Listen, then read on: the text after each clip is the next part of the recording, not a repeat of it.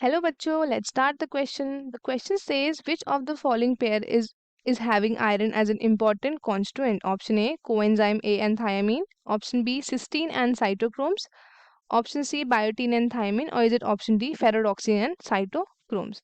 तो सबसे पहले हम बात कर लेते हैं about the key concept.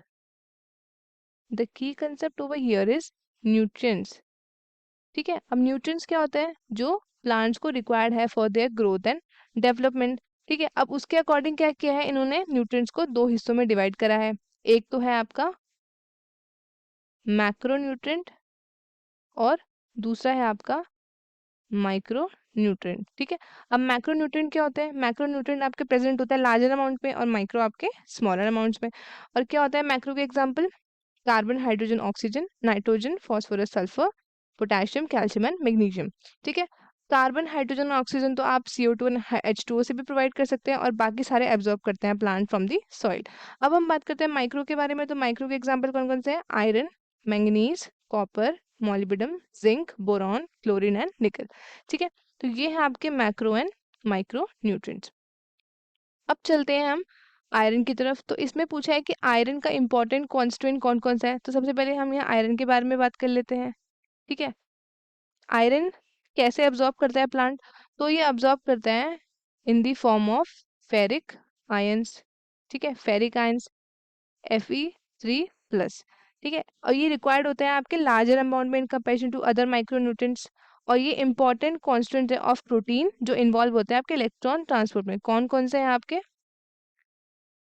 Ferredoxin and cytochromes.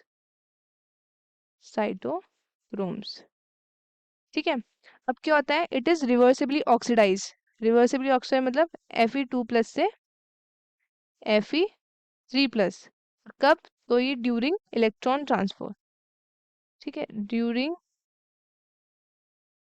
Electron transfer. ठीक है, अब क्या है? ये कैटेलाइज करता है, ये एक्टिवेट करता है कैटेलाइजिंग एंजाइम्स को. ठीक है, एक्टिवेट कैटेलाइजिंग एंजाइम्स. ठीक है, अब ये एसेंशियल है for the formation of chlorophyll. Essential for the formation of essential for the formation of chlorophyll. ठीक है, तो ये है हमारे पास आयरन की इंपॉर्टेंस. अब हम चलते हैं हमारे फर्स्ट ऑप्शन की तरफ. फर्स्ट ऑप्शन क्या है हमारा? को एंजाइम ए एन थायमीन. ठीक है, को एंजाइम ए. ठीक है, को एंजाइम ए एंड थायामीन. ठीक है, अब हम बात करते हैं कोएंजाइम ए के बारे में. तो जो सल्फर होता है, सल्फर ये आपके बेसिकली दो अमाइनो एसिड प्रेजेंट होता है, एक तो हमारे सिस्टीन में और एक मिथ्योनिन में. और ये मेन कांस्टेंट होता है किसका? कोएंजाइम ए का. कौन? तो हमारा सल्फर. ठीक है, तो ये ऑप्शन हमारा गलत हो गया. अब थायमीन. तो थायमीन भी क्या है? विटामिन है एक, जिसका मेन कांस्टेंट क्या है? मेन कांस्टेंट इसका भी क्या है? सल्फर है. ठीक है, तो ऑप्शन फर्स्ट तो हमारा गलत हो गया. अब हम चलते हैं सेकंड ऑप्शन की तरफ. सेकंड ऑप्शन है हमारा सिस्टीन एंड साइटोक्रोम्स. ठीक है, cysteine and cytochromes. Cysteine and cytochromes. ठीक है, अब सिस्टीन एंड मिथ्योनिन ये दो अमाइनो एसिड है. ठीक है, और इनमें क्या प्रेजेंट होता है? इनमें प्रेजेंट होता है सल्फर. ठीक है, तो इसमें भी क्या प्रेजेंट होता है? सल्फर.